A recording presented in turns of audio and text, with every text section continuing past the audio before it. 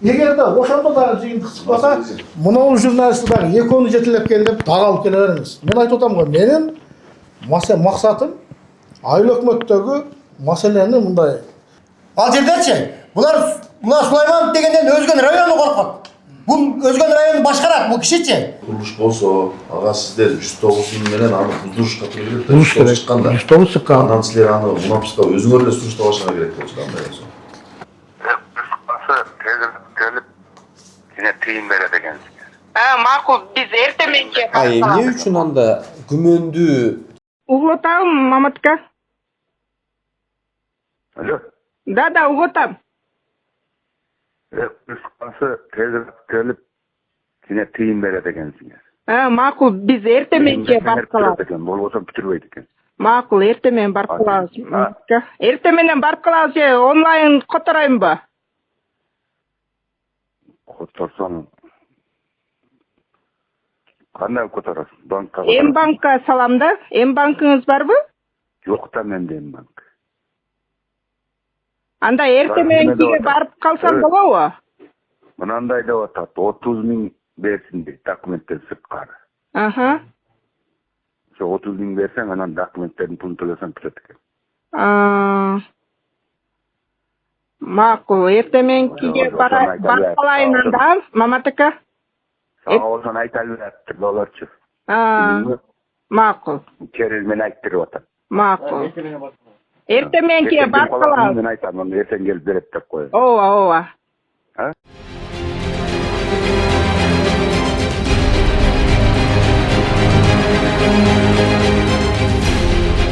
урматтуу биздин каналдын жалпы көрүүчүлөрү жана катталуучулары, арбаңыздар. Бүгүн биз Ош облусуна караштуу Мырзаке айыл аймагында мына Кабыржан деген тегерек коргон ошол жер тилкесинде турабыз. Өзүңүздөр көрүп турасыздар. Мен негизи Кыргызстанда бир нерсеге аябай таң калам да. Мына биз бүгүн ошол орчундуу бир маселе боюнча келдик бул жака, Мырзаке айыл аймагына. Бул жакта ошо бир тургун кайрылып, ошонун маселеси менен келдик да. Мен Кыргызстанда эмнеге таң калам? Мен таң кала турган нерсе бул мыйзамсыз жердин коррупциялык схеманын жүрүшүн дагы прокуратура көзөмөл органы көрүп туруп, ошол нерсеге реакция бербей койгонуна таң калам да. Дагы мен эмнеге таң калам? Токтом чыгаруучу, ошондой эле жерди бөлүп берүүчү айыл өкмөт, мамлекеттик райондук администрациядан баштап жергиликтүү бийликке таң калам. Элге жерди берип туруп, кайрадан токтомдорду кайрадан өзгөртүп, кайрадан элди футбол кылганды жакшы көргөн Мырзаке айылынын айыл өкмөтүнө таң калам менчи. Мына ушул окуя боюнча биз сиздерге толук түрдө окуяны чагылдырып, чындыкты биз сиздерге жеткирип беребиз. Бизден алыстабай туруңуздар. Өзүңүздөр көрүп турасыздар. Мырзаке айыл аймагынан болжол менен бир 400 метр жогору чыкканда, бул жакта тегерек коргон деген мына көчө бар экен. Кабыржан деген ушу жер аймак деп койсок болот. Ушул аймакта эжекебиз Бишкек шаарынан ыйлап президентке кайрылып, биздин редакцияга келип туруп, мына ушул жерге келгенге себепчи болду достор. Бул бардык Кыргызстандагы көйгөй болуп эсептелген, сиздердин дагы катардагы көйгөйлөрдүн бири десек болот. Анткени азыркы учурда үй алыш маселеси, жер алыш маселеси болгондо да ушу көп бала менен аябай орчундуу маселелерди жарап жаткан учуру. Өзүңүздөр билесиздер, азыркы учурда эми демек токтом чыгып, чечим чыккандан кийин дагы кайрадан ошол токтомдорду өзгөртүп, фамилияларды башка фамилияларга алмаштырып, ошол эле айыл өкмөт кызматкерлери өзү алып жерлерди деп атышат. Бир тараптын айтуусу менен биз сиздерге азыр ушул нерсени эжекенин өзүнүн оозунан угабыз. Анткени бул аябай орчундуу чындык катары колунда тастыктоочу документтин баары турат достор. Андан сырткары дагы бир далил бар бул жерде. Айыл өкмөт кызматкеринин жана ошо архитектура кадастр кызматкеринин бир нече адамдан түзүлгөн десек дагы болот. Уюшкан топ менен бир нече адамдарды ортого салып, 30 миң сомдон жыйнап ошол нерсеге уюштургандыгы боюнча толук түрдө укук органдарга жазылган. Ал боюнча дагы көзөмөл орган прокуратура сөзсүз түрдө реакция берет деп ушул берүү чыккандан кийин күтөбүз сөзсүз түрдө. Угутам, Маматка. Алло. Да, угутам. Кыскасы тезирээк келип сине тыйын берет экенсиңер. Макул, биз эртең менен барып калабыз. Болбосо бүтүрбөйт экен. Макул, эртең менен барып калабыз. Эртең менен барып калабыз же онлайн котороймбу? Которсоң кандай которосуң? Банкка. М-банкка салам да. М-банкыңыз барбы? Жок да менде М-банк. Анда эртең менен кийге барып калсам болобу? Мынандай деп атат, 30 миң берсин дейт, документтер сырткары. Аха. Ошо 30 миң берсең, анан документтердин пулун төлөсөң бүтөт экен. Макул, эртең менен кийге барып калайын анда, Маматка. Сага болсо айта берет болорчу. Макул. Через мен айттырып атат. Макул. Эртең менен кийге барып калабыз. Мен айтам, аны эртең келип берет деп коет. Ооба. Эже, Саламатсыздарбы? өзүңүздү тааныштырып анан айтсаңыз, сиз бул жака качан келдиңиз эле? Андан сырткары ушул арызды качан берип, качан чечимди алдыңыз эле? Ушул окуяны башынан баштап. Окуя башынан баштасам, биз 2006-жылы жолдошум үй куруу үчүн жерге арыз жазат. Ал арыздын карабай коюп биздин арызды. Ошол маалдагы Сулайманов Нурмамат деген айыл өкмөт биздин арызды карабастан башка адамдарга жана айыл өкмөттө иштеген адамдар өздөрүнө алып алат дагы ал жерди бүгүнкү күндө сатып мамлекеттин эсебинен өздөрү байыпта жатышат десем туура келет да бул жердечи. Анан биз прокуратурага арыз жазганыбызда бул жерде Матаев Алибай ошол убактагы жер адис бизге келип, мына көрүп турасыздар, ушул жерди көргөзүп беришкен өздөрүчү. Анан бул жерге техпаспорт дагы беришкен, өздөрүнүн уруксаты менен фундамент дагы куюлган. Техпаспорт кадастр тарабынан берилген. Эми бүгүнкү күндө ушул жерге мунапыска киргизбей бизди кыйнап жатышат. Биз үй тургуза албай жашаганга жерибиз жок, ушул жерге үй тургузайлы десе уруксат бербей, эгер үй салсаңар бузгула деп ушинтип талап коюп жатат бизге. Кайра өздөрү. Биз убагында ошол жер адис ал деле мамлекеттин адамы да, биз ошого ишенип ушул жерди алганбыз да. Ал деле ошо бул жер мыйзамдуу экенин билип туруп берген да. Сизге бир суроо. Ушул жерде мисалы үй салаардан астын сиздерге ошол токтом кандай болуп көрсөтүлдү сиздерге? Негизи бул жердин ошо жер тилкенин токтому сиздерге көрсөттүбү? Үй курганга уруксат деген мамлекеттен атайын токтом бар бекен ал өздөрүндө? Биз мына 122-чи токтом мыйзамсыз берилгендиги үчүн прокуратурага кайрылганыбызда бул жерди Алибай ака келип ооз-эки макулдашуу менен берилген жер да бул жерчи. Биз негизи 122-чи токтом менен 2006-жылы жазган арызыбыз боюнча алышыбыз керек эле. Бизди арызыбызды карабастан апта өтүп, анан мамлекеттен бир жолку алганга укуктуу деген бар эмеспи? Ал жерден экинчи жолу алган адамда бар ушундай коррупциялык система менен биздин арызыбызды каратпай өкмөттө иштегендер, анан кийин башка мамлекеттен 2 жолу алган адамдарга, очурту келелек адамдарга ушундайга берилип, биз жер албай калып кеткенбиз да. Анан ошонун азыр так көйгөйдү келип айтыштуу, эмне деп атышат эми? Мына өзүңүздөр жүрүңүз. Мына урматтуу көрүүчүлөр, өзүңүздөр көрүп атасыздар мына. Өзүңүздөр көрүп атасыздар, бул жакта пайдабал тургузганга фундамент деп коебуз. Үйдүн фундаментин куюп, мына таштар, топурак баары даяр болуп турат. Керек болсо ушундай тапчан орусчасы тапчанга салып бул жакта жашап атышыптыр. Эми кышында каяка барабыз деген маселе да, эртең кар жааса же суук түшсө каяка барабыз деген маселе. Албетте эми адамды кейитпей койбойт. Тоок, помидор ушундай кылып жашап атышат. Азыркы учурда эми ушундай алдаган айыл өкмөт Кара Мырзаке айыл өкмөтү бул ушундай карапайым адамдарды алдап сыздатабы? Азыр эми биз сиздерге жалпы үй боюнча тааныштырып бир айтып берсеңиз, жалпы канча сотук кылып чечим чыккан, кандай болгон? Бул жерде өзү техпаспорт боюнча эме кылганда 8 сотик да. Анан кийин фундамент 3 комнаталуу фундамент тургузганбыз. Анан эме болгондо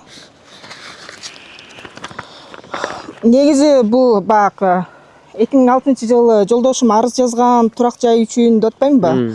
Анан биз буга чейин деле тынган жокпуз да, ошондон арыз жазылгандан баштапчы. Анан ага чейин ооз-2 макулдашуу болуп бизди алдап келсе,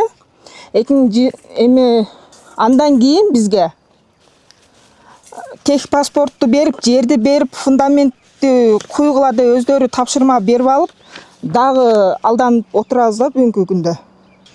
Мен Курманбаев Талант 2006-жылы арыз таштагам жер участкасын алууга. Арыз таштап, бул Тери Коргондо ата-энем 74-жылы келген иштеп. Ошол менен иштеп молочный ферма болгон. Ошол жерде иштеп, ошол жерде чоңоюп, өзүм да ошол жерде иштедим чоңойгондо. Бизге 2006-жылы жазган арыздын немесине бербей, Тери Коргон аймагынан участка башка адамдарга жалаң айыл өкмөттө иштегендер бөлүп алган. Айыл өкмөттө иштеген, 2 айыл өкмөттө иштегендин Сулаймановдун Курманкулов, булар катар алышты чектердичи. Айыл өкмөттө иштегендер бөлүп алышты. Мен прокуратурага арыз жазганда, прокуратурадан бир адамга 2 жолу берилгени, бир адам очередсиз берилгени таап чыкканда, мени бас деп туруп анан ушул жерге алып келип, ушул жерди көрсөттү. Мына жерди сага 6 сотиктен көрө биз сага 8 сотик беребиз дешип, фундаментти коркпой куя бер. Мен бул жерди басып алган эмесмин. Бул жерди айыл өкмөттөгүлөр өздөрү келип көрсөтүп беришкен магачы. Көрсөтүп берип, анан кийин мынантип тек паспорт жазып беришти. Мындай коркпой үйдү сала бер мына деп, мына тек паспорт. Коркпа сен деп. Буга 8.000 алышкан тек паспортко. Куюп бүтүп Мунапс менен госакты алып беребиз дешкен. Мынандай кылып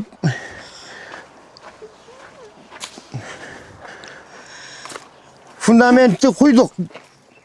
Таштар мына фундаментти куюп, бүтүп эртерээк куюп, амисияга жаткызабыз деди. Амисияга жаткызбай мынантип эми конуштан алыш экенсиңер деп. Бул жер ашып барса бир 300 метр, 400 метр чыкпайт. 300 ушундай 400 метр чыгат. Куруп, мына азыр давно бүтөт эле. Менден кийинки азыр барганда көрөсүздөр, Тери Коргон аймагында менден кийин фундамент куйгандар уже амисияга жаткызып атышат алардычы. Бизде эми карапайым элге жок. Муктаждар кала бердик мынантип муктаж, үйгө муктаждар. Ал жерден алгандар көбү сатып беришти, муктаж эмес. Азыр ол жердеги бир чек 3 миллион болуп атат. Кыргыз пулуна санаганда 3 миллионго сатып атышат. Бул мына алдыңкы неме чыккандагы амисияга чейинки фамилиялар бул жерде. Азыр болсо эми амисияга кетип атканда башка фамилиялар кандай бул жерде алмашып калат фамилияларчы. Сулайманов, Курманкуловдор уже жок. Алар эмне сатып беришти. Мурун токтом кылат дегенде алардын фамилиялары турат. Башкалардын фамилиялары да жок. Көп айыл өкмөт иштегендердикичи. Азыр башка адамдар болуп калганда бүт барычы. Именно Тери Коргондо малчы болуп иштегендер бир 5-6 адамга берген, алардын оозун жапкан үчүнчү. Калган баарын айыл өкмөттө иштегендер тууган уруктарын бала чагасына бөлүп алган. Мырзаке айыл өкмөтүндө. Ошол биз буга чейин ооз-2 алданып келсек, эме 2022-жылда бизде ушул жерди берип туруп, техпаспортту кадастр тарабынан берилген ошону берип туруп дагы алданып калыптабыз да бул Мырзаке айыл өкмөтүндөгүлөргө. Бул жерге биз таш төктүрдүк, фундамент, цемент ушундай көп чыгымга бул жерде өзүбүз колубуздан келбейт экен уста алып келип усталарга салдырганбыз. Анан бул жагын көрсөңүздөр.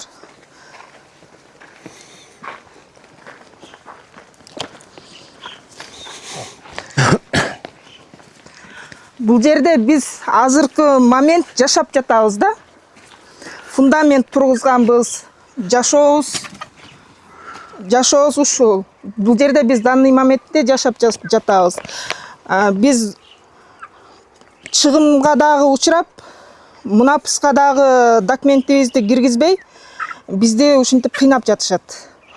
Урматтуу президент, биз ошон карапайым элге закон иштейт экен дагы, байларга, аларга акча болсо болду. Ушин кыргыз жерин муктаждарга бербей, муктаж эмес, 2-3 үйлөрү барларга берип атат да. Мына тери корондогу адамдарга дагы кирип чакырып сүйлөшсөк, бир үйдө 2-3 келиндери барлары бар. Тери коронтарга берген эмес, именно малчыларгачы. Азыр мен турак жайым жок үчүн ушул жерде жашап атам. Кышында да жашайм ушул жерде. Урматтуу президент, мына көрөсүз, мына неме салбасам, үй салбасам, кышында да худ ушул турушунда жашайм. Бара турган жер жок. Каяка барайын эми? Бир гана сиз калды ушу кайрылбаган урматтуу президент. Өзгөн прокуратурасына, тергөөчүлөрүнө жооп келип атат, прокуратурадан неме берип атат. Алар болсо бир дагы жол чакырып ушунча жылдан бери. Аяк бияк 5 жыл болду чуркаганыма. 5 жылдан бери бир беттештирген жок. Бул Сулайманов Нурмамат деген бул неменин кудайы болуп калган, өзгөндүн. Прокуратуранын күчү жетпейт буга. Бир гана сиздин күчүңүз жетпесе, бул Сулайманов Нурмамат менен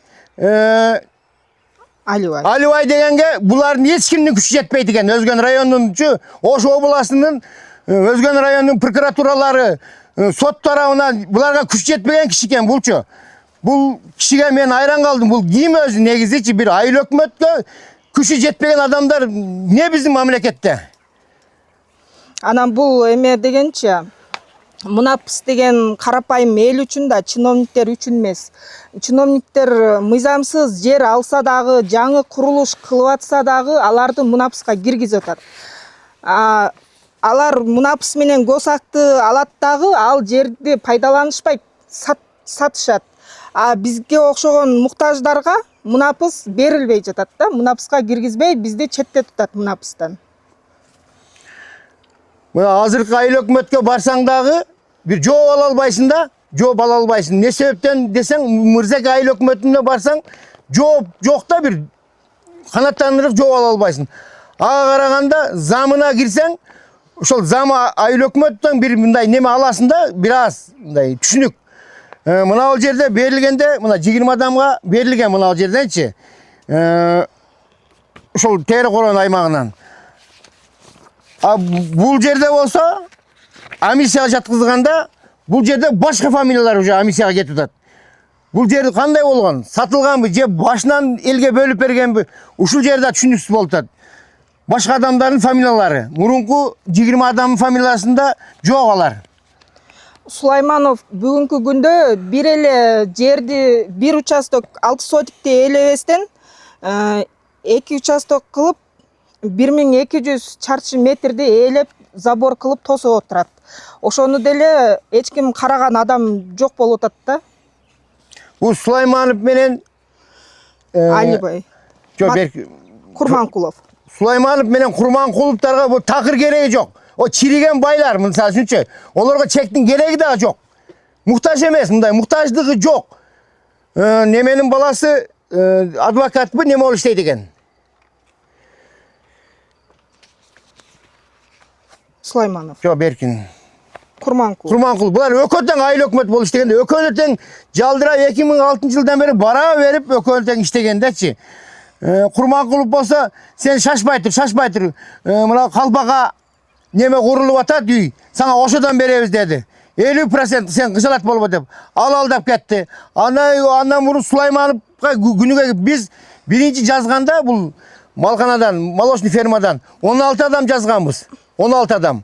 16 adamdın bir мындай баягы озу неме кылбаган жаза тургандарга берип, карапайым бешаралар жүрөт азырда ала албайчы. Аба бер bir 5-6 адамга. Ошолордун оозун басып койгондо булчу Сулаймановчу. Анан бул жерге бизден 30 000 сом акча дагы алышкан. Ушул жерге. Акчаны алып дагы бүгүнкү күндө мунапыска киргизбей жатышат. Анан тергөөчүлөргө şu 5 yıldan beri je отпускага чыгып кетет, же больничныйга чыгып кетет, же повторно прокуратурага келет, прокуратура кайра немеге жөнөтөт. Тергөөчүгө. Тергөөчүлөр негедир неме болот да, бу Сулаймановдон коркобу? Ишти кыскартып жаап коюп атышат. Кайра эле жаап, бул мыйзам бузуубу bir адамга bir эле жолу берилет мамлекет тарабынан. Bir адамга 2 жолу берилгенди таап чыкса да прокуратурадан. Bir adamdık olsa o şiriti gelmey turup bergen. Oşular taap çıksa dağı hiç kanday bir sot çoğuna tartılgan yok hiç kim. Anı izildegen daha çok. Bu kanday olat hurmatlı prezident. Bir gana ayla siz kaldı şu hurmatlı prezident. Kayırılganımız siz bolup başka hiç nemege yok olup kaldı. Эме Сулайманов Нурмамат айыл башчы жерди эч кандай трансформация кылбастан туруп элге берип койгон. Ал жерде эме мыйзамсыз болгон да, ал жер мыйзамсыз деп прокуратура тарабынан да табылган. Бирок ал жер азыркы күндө тергөө жүрүп жатат, талаш жер. Талаш жерине карабастан мунапыска киргизип жатышат жергиликтүү бийликтегилер. Özgön rayonun hakimine de kança ret bardık. Münapıska жатызгандарга да канча рет бардык. Жок дейт да, ушу только багы колунда бар, үйү бар, үйүнө алар сатат, жашабайт ал жергечи. Такыр. Ошолорду жатат экен дагы, бизге ошогон карапайым элди мына жерге тыгып коюп, жок, жатпайт экен да, мунапыскачы. Президент айткан го, фундамент куюлдубу, берилгиле деп. Менден кийин кургандар бар. Мына кече жакында bir ay oldu. Эки этажгы үйдү салып койду, алардыкы жатып атат. Bir ay мурун салгандардыкы жатып атат, bir ay. Биз канча жыл болду буну салганыбызгачы? Şu бала чагабыздын тамагынан үнөндөп ушуну салдык эле, куйдук эле фундаменттичи. Şu бала чага ачка калып ошолордун немесин кыйып куйдук эле, мына эми же ал жактан жок, же бул жактан жок. Талада калдың деген ушул болуп атат да азырчы. Анан tek pasportu da biz bilmeyt elek. Balam 16'ga çıkanda pasport alayın деп barsak bu takı jarabayt eken bunu bizge bergendiçi. Biz жүрөбүз şu tek pasport жарайт депчи. Бул тех паспорт менен берген маалда эме деп айтышканда, бул жерде номер түшөт, ушул номер менен силер пропискага дагы турасыңар, анан кийин свет керек болсо светке барып арыз жазып, ушул менен пайдалана бересиңер деп беришкен да. Биз буну ушуга ишендик да, анан кийин өздөрүнүн уруксаты менен ушинтип фундамент тургузуп, бүгүнкү күндө чыгымга учурап, же мурунку арызыбыз боюнча өздөрү 122-чи токтом чыгарган, ошол боюнча жер беришпейт, же бул жерди деле өкмөт өздөрү көргөзүп берген, ошол өкмөттүн адамына ишенип, уруксаты менен фундамент тургузганбыз, же бүгүнкү күндө бул жерде мунапыска киргизбей бизди кыйнап жатышат. Азыр эми ошол Тери коргоонун ичиндеги жерди барып көрсөтөм. Бардык нерсени кимдерге берилгени, кандай адамдарга берилгенин. Только айыл өкмөт айыл башчыларынын балдары алган, айыл өкмөттө иштегендердин балдары алган. Аны айыл өкмөттө иштегендер, алар муктажбы, муктаж эмеспи, бирок бөлүп алышкан. Малчыларга алардын арызы барбы десин? Арызы барбы, жокпу? İştegenbi, iştegen emesbi? Nemede çıkargan, ошол жерде иштеген малчыларга деп чыгарылган токтом. Токтом чыгарып атышканда сунушун берип, сунуш берип неме кылганда, ошол жерде илгертен иштегендерди деп. Эми бир жери жаман жери баягы ата-энем 74-жылы келген ушу Малканага иштегени. ошол жерде иштеп, ошолорго жардам берип, чоңоюп, өзүм иштеп, анан эч беласы жок калыш, бул дагы башкача экен да. Өмүрүндө иштебеген, совхозда иштеген эмес бул балдарчы. Балдар совхозду көргөн дагы эмес. Ошолорго берилди. Заңгыратып эки этаж үйдү салып коюшту бир-эки жөө. Калгандары сатат. Башка нерсе жок бул жердечи. Бул дагы анан бир жери өздөрү бөлүп алганы чатак болду да бул жердечи. Карапайым эл жок, Мырзакеде бечара көп кыйналган элчи. Тери корондо 3-төн, 4төн үй семьясы бар. Бир үйдө жашагандар. Аларга жок. Аларга мунапыс берип койдуңуз го. Эме комиссияга киргизип. Немеси жок жерлер бар. Азырчы айыл өкмөт аны дагы сиздерди да сунуштадык да. Бирок аны мунапыска өткөрдүк. Жаңы курулуш деп аны бизден кийин салган кирип кетип атат. Аны эмне үчүн бизди? Кече 1 ай мурун салынган үйлөр бар бейди. 1 ай мурун салып койгон үйлөр бар. Тери корондо. 1 ай болду салынып бүткөнүнө. Биздикин бул мындай карапайым элдикин бузганга силер даярсыңар. Же ал айыл өкмөттө иштегенди үчүн. Эки этаж үй салгандардыкы 1 ай болду. Айылбай иштебейт. Бирден сүйлөбөңүздөр. Мына мен эң башынан айтып берейин. Бул жерди бөлүп аткан мага жетпей калган эмес. Мага бербей коюшкан буларчы. Биз 2006-жылы терип койгон мал чарбасына деп берилген. 2006-жылы. 2006-жылы 16 адам жазып барганбыз. Азыр алар деле даяр. Айтып бергенгечи баары. Ким бол эженин? Мен Курманбай Талант. Жолдошу. Мен жерди арыз жазган мен. Анан мага бербей коюп, буну айыл өкмөттөгүлөр суу айыл чарба багытында жерди ошол жерди айыл чарба багытында жери болчу, айылга макей илчүү жери, суат жери ал жерчи. Ал жерди бөлүп, айыл өкмөттөгүлөр өздөрү бөлүп алган. Анан 5-6 малчыларга берип койгон, бизге окшогон малчылар өмүр бою бок кечкендерге 5-6 адамга баягы сүйлөй тургандар бар го. Аларга берип коет дагы, башкаларга бербейт. Өздөрү кандай бул эки айыл өкмөттүн баласы катар алды. Айыл өкмөт иштегендер бөлүп алды бунучу. 2006-жылы. 2008-жылы. Бөлүп алды дагы. Анан мен прокуратурага кайрылам. Мага берилбей калды. Анан прокуратура бул жерде бир адамга бир эле жол берилеби, чек же эки жол берилеби? Бир жол берилди. Бул жерде прокуратура немени аныктап чыкты. Бир адам эки жол чек алган. А бир адам спискасы келелекте эң акыркыда болгон ол алган спискасы. Аныктап чыкканда булар мени чакырды дагы.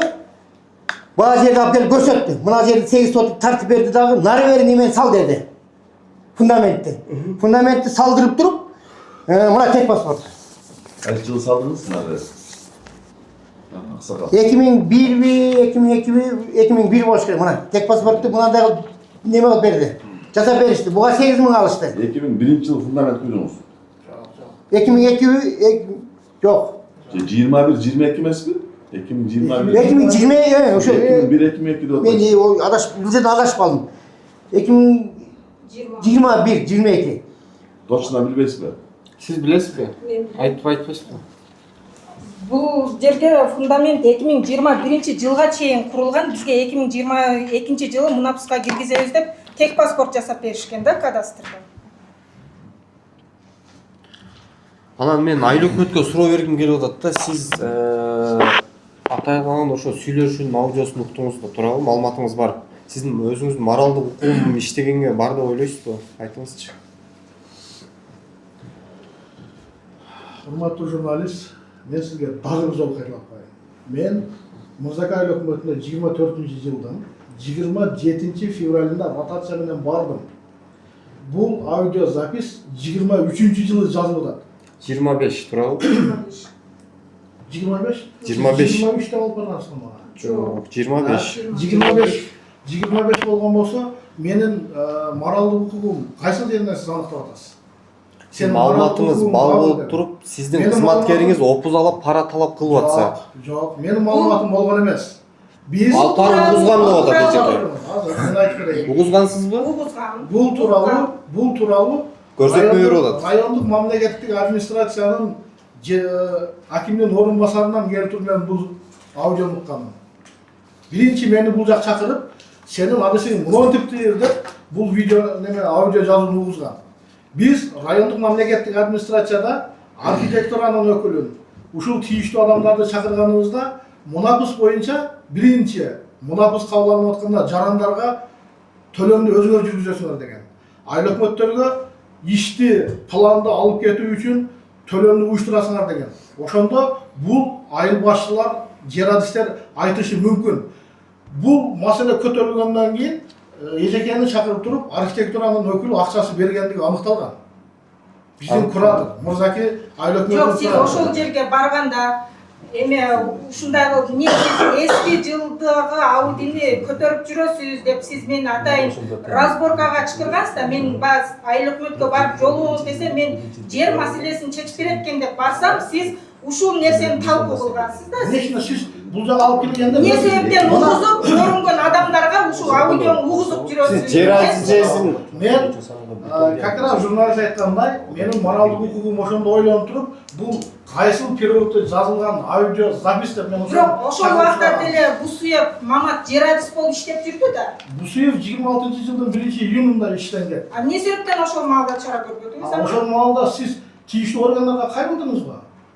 Туурабы? чараны тергөө берет, чараны тергөө көрөт. Жо, сиз өзүңүз айтсаңыз ошол бар деп ойлойсузбу? Эмне бар? Коррупциялык схеманы көрүп атасыз, аудиону схема жок, аныкталган эмес. Неге? Аныкталган эмес. Арыз ээси тийиштүү органдарга аудио запись апарган. Аудио записти аныктаганда коррупциялык схема эмес, ол жерде мунапыста жазылган талаптардын аткарылышы аныкталган. Бул төлөмдөрдөн сырткары. Да, угутам. Төлөмдөрдөн сырткары болсо сиздин пулуңузду бербейт эле. Түшүнүп атасызбы? Ансыз бүтпөйт экен деп атат. Ансыз бүтпөйт экен деп. Ансыз бүтпөйт эле. Ошол учурда талапты койгон маалда жарандар Эртең менен барып калабыз. Мүмкүн заключениясын алыш керек. Сиз жооп бериңизчи, урматтуу аким орун басары. Жанагы отказ болгондо сиздин алдыңызда отказ болгонбу? 23-те деле бул негизи жандай болгон. 23-те болду. 23-те. Мына дайын комиссиянын чечими менен бул жерде мал чарба багытында курулуш деп белгилеген. Комиссиянын ошо негизинде бул комиссия отказ кылган экен. Ал жерде үй турак жай үчүн эмес, мал чарба курулушу деп эсептеген экен комиссиячы. Мына комиссиянын протоколу турат. Анда нормативдик актыны билбей айыл өкмөт эмнеге өз билемдик кылып атат ал жакта? Жер адис баш болду. Башынан айтып берем, бул эми жанагы 2006-жылы башталды да аксакалдын маселе эми. Мындайча айтканда 20 жыл өтүптүр да бул жер проблемаңыз мененчи. Анан акырында келип анан сизге жер бербей коюп, сиздин эмеңизди угуп атам азыр. Ошол жерди көрсөттү. Анан ошол жерди көрсөттүр. Анан кийин сиз срочно техпаспорт жасап, ал жерге фундамент куюпсуз. Өздөрү Ишенип койгон да. Сиздер эми 20 жыл басып алган жокмун.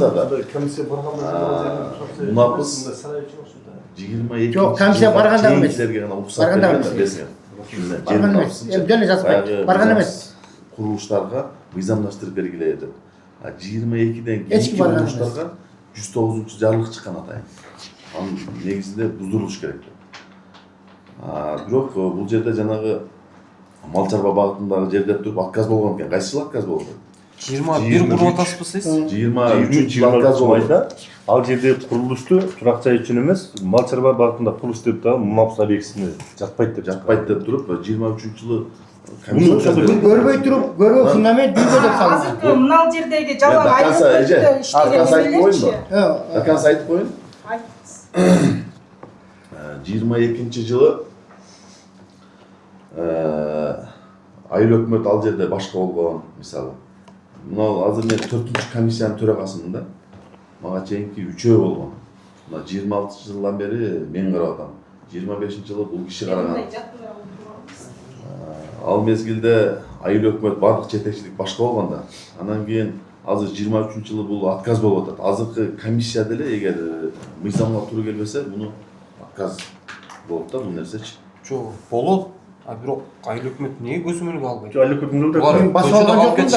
Ал жерди басып алган мен муктажмын. Айыл өкмөт 24-жылы бар. Мен муктажмын. Азыр ушул жерде жашайм. Мен жашап атам ушул жерде, элдин баары билет. Ошол айыл бар го ошол аймак. Мен ошол жерде жашап атам азыр. Жашай турган жерим жок. Жок, азыр тапчан куруп ошол жерде жашап атам. Мен үй салат болчумун айылга. Меники бузулат карабайым адамдыкы. Эмнеге мына 1 ай болду. 2 этаж үйдү заңгара салып койду. 2 этаж үйдү 1 ай болду. Эгерде сизден кийинки салган курулуштар алып алса, атайын мыйзамдык көзөмөлдөөчү орган бар. Прокуратура деген бар. Туурабы? ККМБ деген бар. Милицияда тергөө бар азыр. Ушул күнгө чейин каралбай эле келип атпайбы? Кайрылсаңыз ошолор чара көрөт. Эми мына айыл өкмөт отурат. мурунку списканы берсеңизчи, ошо мына 2006 жыл, 2008 жыл берген кимдерге берилген списканы көрсөтсөң азыр. Ошону көрсөтсөңүз. Көрсөтсөңүз. Ким мына Кимдин орун басарынан көрсөтүңүз. мына ол неме? Алгандар. Айыл өкмөттө. Айыл өкмөттө иштегендер. Мына Мунапс ошолар. менен алгандар. Жок. Жөнөкөй жер алгандар го. Эми мунапска мынаны караңыз эми. Урматтуу заматым. Эми мына списканы караңыз. Бул жерде эмнеге башкалар жүрөт? Мыналар жок. Бул кайсы списка бул? Мунапска берилген списка. Бул жерде 2 гектар айыл чарба багытындагы жер боюнча да. Бул кайсы списка? Мунаны азыр 2018 жыл мурункуну берип атат да бизге. 2008 эмес, буну карасаңыз аягын булар 2012 жыл. 2008 жылда турат. Аркаларын карабайсызбы? Эме бул акимдин немелерин жоопторун. Сразу эле ошол сунуш менен эле берип койбойт да. Жергиликтүү жана кеңештин немелери 2008 жыл чыгып атат. Фундаментти кайсы жылы турат? анан бул жерде эч кандай эме кылбастан туруп элдер өздөрүн алып алып атпай, өздөрү комиссия болуп туруп жерди өздөрүнө мыйзамдаш Бөлүп алганда мындай айтканда 2 гектар жерди өздөрү бөлүп алган. Туура, мен түшүндүм. Бул айтып эми ушул Сулаймановдун немесин сиздер жаап атпайсыздарбы? Тиги мунапс менен легалдаштырып. А биз болсок акчаны берип туруп калып кетип атпайбызбы? Эже, Жаңы курулуш деп буларды киргизип атпайсыздарбы? эже, сиз мындай уксаңыз, муну биз жапкан жокпуз. Бул Ким берет анда мунапс менен болсак? Азыр жооп берсеңиз. Секинде сүйлөй берсеңиз. 22 жылдан баштап биз 22 жылга чейин курулуштарды мыйзамдаштыргыла деп президенттин жарлыгы чыгып атса, ошонун негизинде мыйзамга мына тизмени айыл өкмөт сунуштайт. Анан аны райондук комиссия карайт. Мыйзамга туура келгенди өткөрөт, туура келбегенди өткөрбөйт. Туура келбегенде өтүп атпайбы? Эми өтпөсө, аны атайын текшере турган органдар бар. Кайрылсаңар, сиздерди эч ким кармабайт. Буга чейин мен сиздерге айтып келгенмин да, жаңы курулушту деле өткөрбөдүңөрбү? Биздикин неге өткөрбөй атасыңар? Биз өкмөттүн адамына ишенип албадыкпы? Өзүбүз захват кылып басып алган жокпуз? Өздөрү уруксат берип фундаментти куйгузуп атпайбы? Ал жерге биз моральный дагы, материальный дагы зыян тартып атпайбызбы? Эже, мен дагы бир жолу айтайын. Аныңыз мунапска туура келбесе, аны комиссия карап бере албайт. Туура келбесе анда айыл өкмөттүн кызматкери эмнеге берет анда ал жерди? Жок, эмнеге жоопкерчилиги каралбайт ошол маселе боюнча да, алдаптыр да, мисалы. 2023 жылы берилип атат, туурабы? Аны бул жак органдарга кайрылып атат. Мыйзам көзөмөлдөөчү органдар териштириш керек да муну. Азыр биз баа бере албайбыз да. Туурабы? Эми сизге суроо. Мына комиссияда мына списканы кандай бердиңиздер? Мына списканы. Мына списканы. Бул спискада мындай эми карап туруң. Мына списка бар го, саткандарды айтып берейин эми. Бул жерди сатканга документи жок, сатканга болобу, болбойбу? Мени түшүнүңүз. Жок, сатканга болобу? Сатканга болбойт. Болбойбу? Эми карап туруңуз эми. Мына Келдибек полот саткан. Кожогелди мына Абдимагриб саткан. Жердичи мен аныкта берем, мойнуна коюп берем. Кимде жашап атканын, канчага сатканынан бери мойнуна коюп берем. Ушулардычы коюп берем. Азыр барып туруп коюп берем. Кимдер? Анан кийин канаке мына Сулайманов, Байрамбек, Курманкулов, Чыңгыз. Булар гана мына комиссияда спискада. Мына ушуну жооп бериңизчи мага. Буну эмне себептен мына башкаларды берип атат мына? Азыр Сулайманов тиги бош турган жерде ээлеп отурат.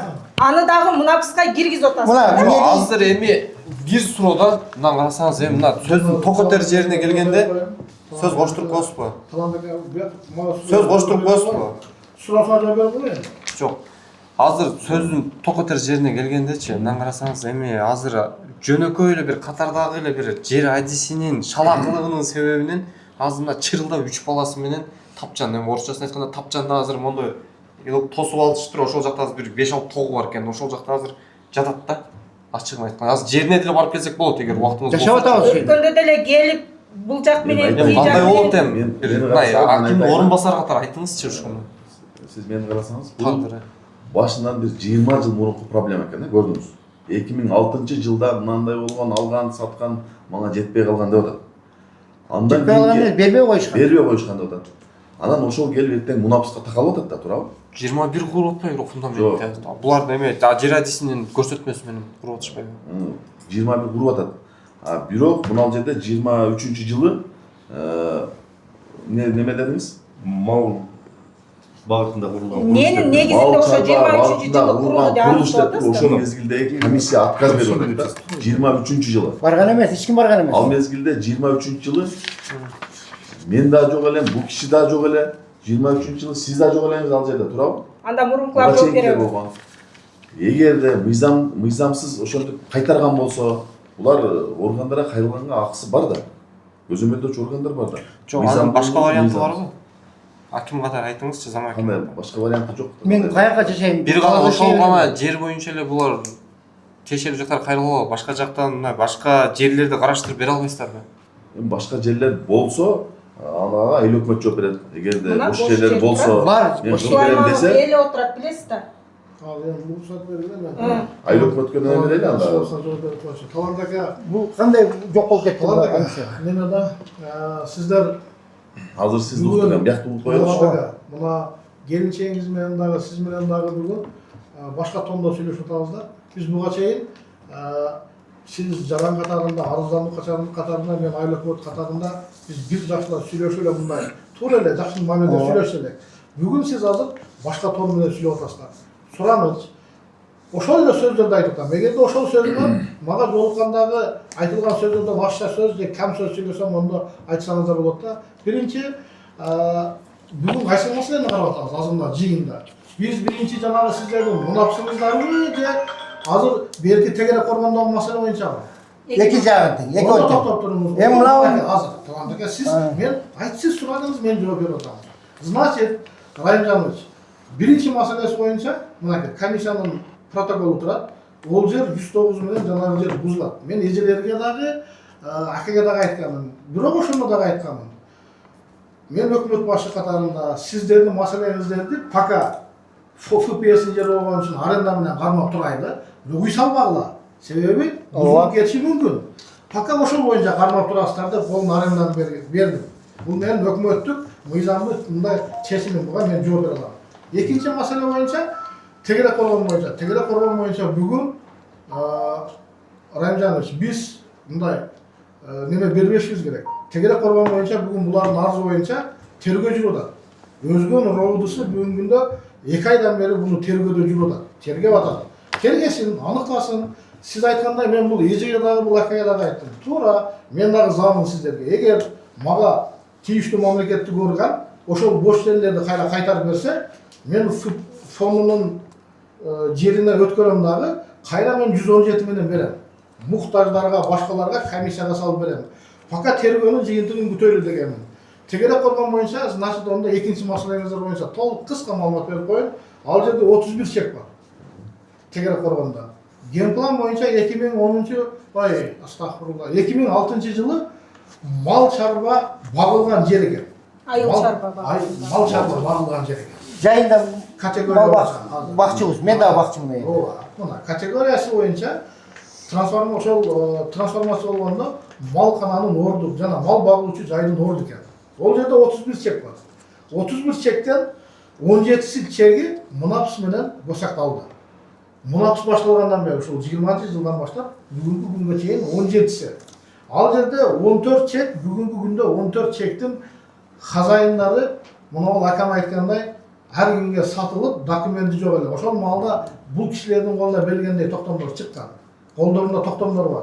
Биз токтомдордун биздеги бар токтомдорду биз тергөөгө бердик. Биздеги жок токтомдордун данныйларын биринчи чыккан чечимдин негизинде архивден аласыңар деп биз РОВДга катты жөнөткөнбүз. РОВД сураган маалыматтын баарын бүгүн тергөөгө берип атабыз.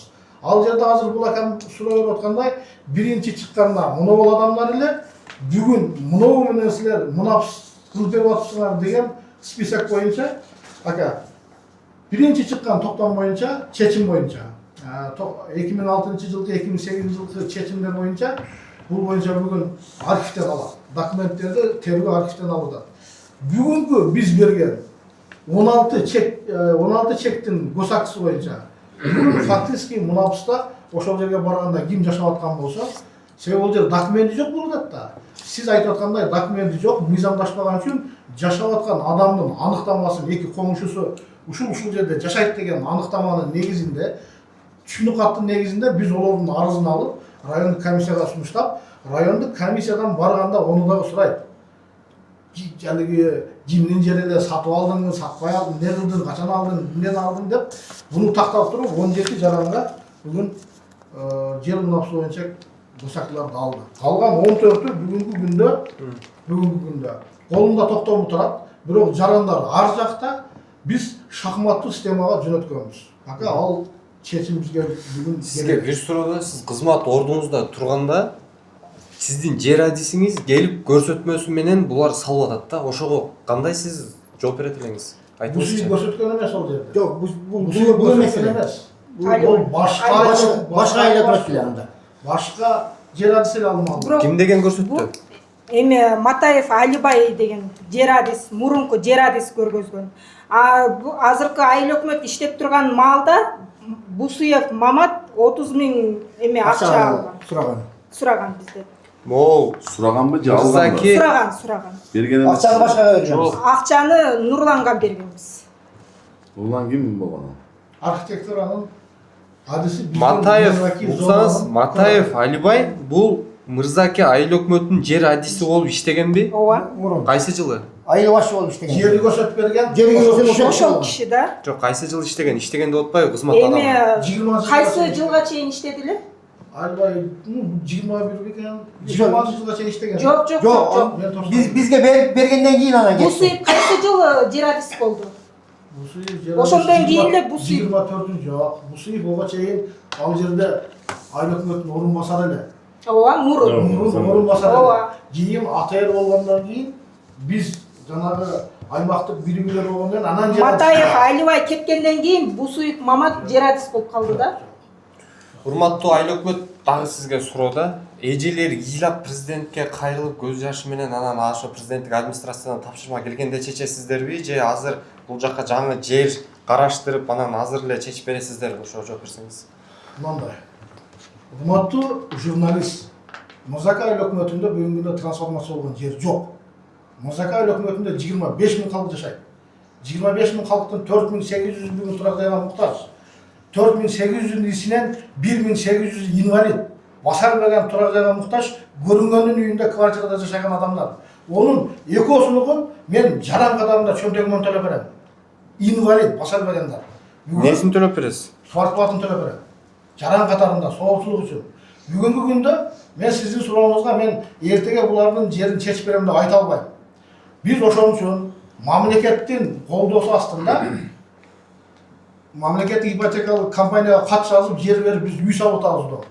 Биз маселени будан кийин только ошол дом менен чечебиз. Трансформацияга бүгүн Мырзаке айыл аймагында сунушталган жер жок. Бүгүн чече албайм аны. Мен дом менен чече алам элдин муктаждыктарын. Ал кышта калып кетсечи бул жактар кандай болот анда? Мен жашайм ошол жерде. Эми Баратырган жерим жок. Сиздин атыңыздарда үй жок азыр. Жок. Сатылган бар эле. Сатылган ака илгери. Каерде? Сиз өзүңүздөн үйүңүздөрдү саткансыздар. Мен иштеген Далил менен. Далил менен иштеген жок. Эчтегем жок. Эчтеген жок. Кадастрдан биз справка да алып барганбыз өкмөткө. Урматтуу президент. Бир гана сизге кайрылышым калды. Мына Сулайманов Майрамбек айыл өкмөттүн баласы. Курманкулов Чыңгыз айыл өкмөттүн баласы. Булар үй жайлары бар жогу бар. Барып көрсөтүп берем. Кайсы жерде жашагандарын. Мына башкалары уже сатып Мырзакедеги жер 2 миллионга чыкты, 3 миллионга чыкты. Булар сатып, мына документи жок нерселерди сатып, азыр мына айыл өкмөт айтып атат, барып жашагандарга деп. Кеше эле тосуп алган, ал жерде тосуп, үй салынды эле, турат, пустой чек турат. Ал жердечи, булар мына Сулайманов дегенден өзгөн району коркот. Бул өзгөн району башкарат, бул кишичи. Сулайман Нурмамат деген. Будан баары коркот, мына кадастр, баары коркот. Прокуратура дагы эчтеке кыла албай атат бул кишиничи. Мына эми немеден башка болуп калды уже. Мына фамилиялары айыл өкмөт айтып атат, уже жашагандарды деп. Ол киши бербейт. Ол 1000 сомду жакшы көргөн киши. 1000 сом көтөрүп барып берсең, 1000 сомду алган киши болчу. Мына жерде эми зам аким айтып атат, неме деп уже комиссияға башқаларды беріп жатады мына. Уже сатылмаса қандай береді ол жерін? Егер мұқтаж болса, маған ошо мен ал талада жеп жатам, мына тартып келдік балдарчы. Рахмат шу балдарға, тартып келіп жашағанымачы. Же суым жоқ, же осы отыным жоқ жашап жатам ошо жерде, от жағып, чай ішіп. А мыналардың мұқтаждығы жоқ бұлардың. Бұлар бүт айлық бұт іштеген, состоятельнелер. Бірме-бір үйлерін көрсетіп берем. Бірме-бір. Анан кейін Мырзакеде ошо тері қорғанда. Bir ay oldu үйлер салынғанынан, bir ay oldu. 2 жыл заңғырат үйлер салып қойды. А неге олардың бұзбайды? А меніген бұзат екен. Мен жашап жатқаннан бері ошол жерде, мен құрғаннан бері. Bir айлықмат, же болмаса акимиятта же bir комиссия барған емес. 2003 жылда барған емес. Мен ошол жерде күткенмін оларды. Барған емес. Bir ғана немеден барған, Келдібекова Жібек деген бар, мына өлчеп келген, немені беріп жатқанда. Тек паспортты бергенде ошол адам барған, bir адам, башка ешкім барған емес. Эми, урматтуу президент, бизге ошондор көчөдө жашай берели. Мына мен жашоомду көрөсүз, кандай жашап атканымды. Мен ошол жерде жашайм. Эгерде неме болбосо, буза турган болсо, башкалардын берки үйлөрдү да бузат. Эгерде буза турмаса мен өзүм өрттөйм мына. Ушул даражага жеттим менчи. Болду эми. Мына бүгүн 6-август күнү 58-ге чыктым. Үйүм жок, мына жүрөм. Урматтуу президент, каяка барышыбыз керек? Bir yerде маселе эмес. Прокуратурадагы, тергөөчүлөр дагы биз ким карап айтат? Эмне кылыш керек? Каяка барабыз? Кыргызстандан көчүп кетейинби? Урматтуу кыргыз элим, эмне кылайын мен? Эмне кылайын? Башка айла жок болуп калды менденчи. Bir гана өзүм өрттөш керек болуп калды.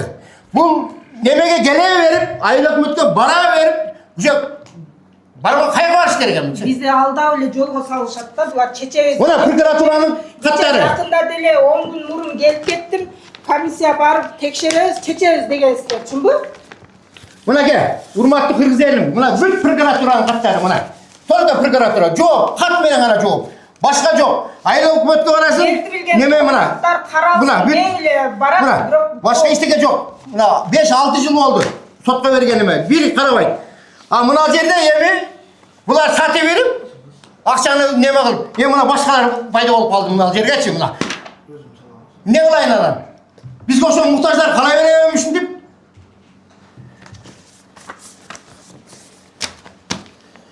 Мамлекеттик кызматкерлердин шалакылыгынан жабыркаган карапайым эл ушундай көйгөйлөр качан токпойт деп ойлойсуз? Азыр Азамат Райымжанович. сиздерде жумуш барбы же жокпу? Мен өзүм оорукчамын. Мына азыр уже сахар көтөрүлө баштады мына. Немелерим азырчы. Мына тромбторум бар мына. Бул акчам жок мына тромб неме кылгангачы. Азыр иштебейсиз негизи, жумуш жок. Жок, давлением көтөрүлөт. Азыр мына. Мен Шведа иштейм. Жалгыз эле мен иштейм. 4 адамды ушу багат. Азыр Балдарыбыз жаш. Азыр айыл өкмөт айтып кетпедиби? Бизде райондо 2 айыл өкмөттөн жер берилген. Баштуу айыл өкмөттөн анан Мурзак айыл өкмөттөн ипотекага жер берилип. Жок, алганга менин акчам жок, иштеген адам жок биз. Төлөй албайбыз. Анан быйыл күзгө чейин баштуу айыл өкмөтүнөн жер берилип баштайт. Мурзак айыл өкмөтү 2027-27-ден булар берип баштайт. Бирок ал ипотекалык өзүнчө компания бар, билесиңерби? Ооба. Анын иш башкармагы өзүнчө. Айыл өкмөт же аким келип иш албайт. Алар ошол өздөрүнүн талаптарына ылайык жарандарга квартира берет. Бул кишилер айтат, азыр иш жерде иштебейт. Төлөгөнгө неме жок. Первый начальник взнос төгүшүбүз керек экен. Биз аны кайтып төгөбүз. Мына азыр мына немедечи, телефонда жер бар. Жер бар. Бош жер бар. Мына өзүңүздөр деле мынанда көргөзүп берип атпайсыздарбы? Ошондо. Бош жер турат мына. Азыр мынал жерди Сулайманов ээлеп турат, мыйзамсыз эле ээлеп турат.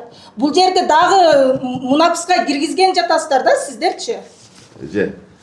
А эмне колунда бар Сулайманов эмеден мамлекеттен бекер жер алып сатып пайдаланат да гана бизге окшогон муктаждар ипотека мамлекет ипотекадан алышыбыз керекпи? Биздин каражатыбыз жок ага төлөгөнгө. Же, мен сизге дагы бир жолу айтып коеюн. Айыл өкмөт башчысы айтып кетти азыр. Бүгүнкү күндө трансформация болгон бир дагы гектар бир сотук жер жок. Мен жер бере албайм деп атат. А сиз айтып аткан жер мыйзамсызбы, мыйзамдуубу бирөөнүн атында турат, турабы? Аны мыйзамдуу, мыйзамсыз экенин биз аныктай албайбыз. Мен дагы бир жолу айтам. Атайын ошону көзөмөлдөй турган органдар бар. ошого кайрылсаңар мыйзамдуу экенин ошолор жооп берет.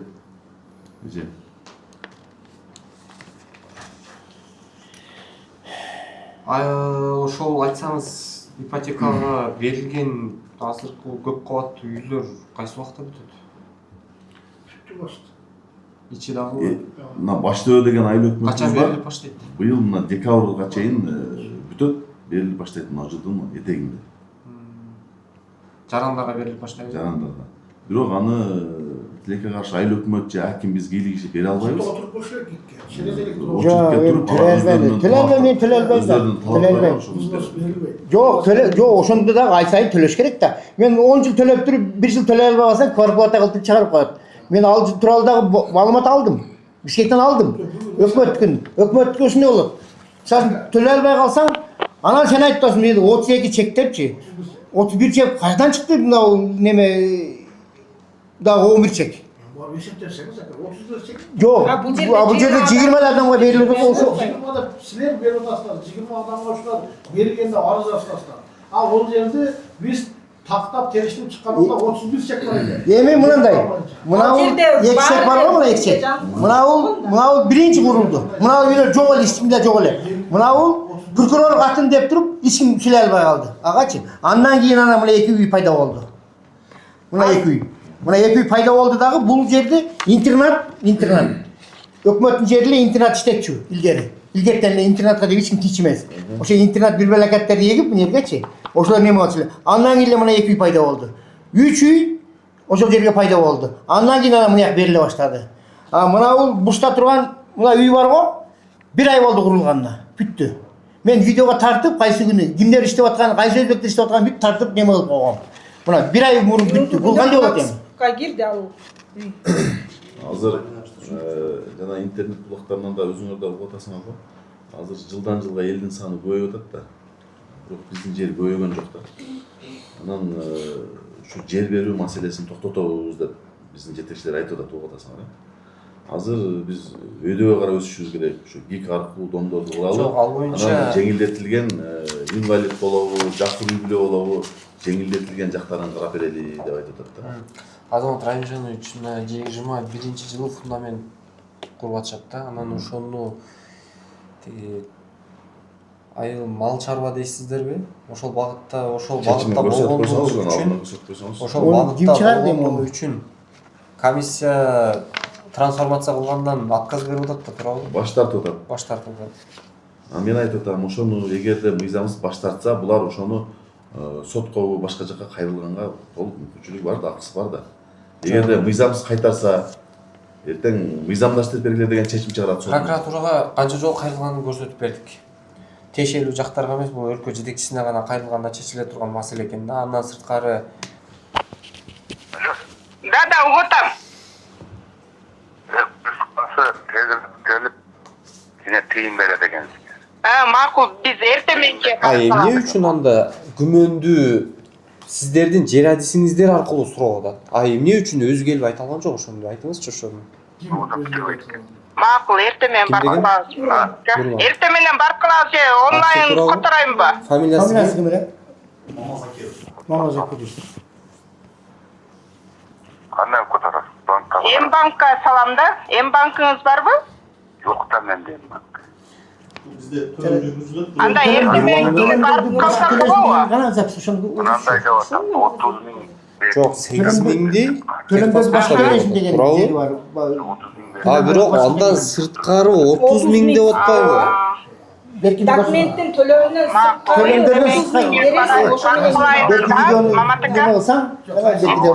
Сиз адвокат болбой эле койсоңуз болот. Негизи жер адисинечи.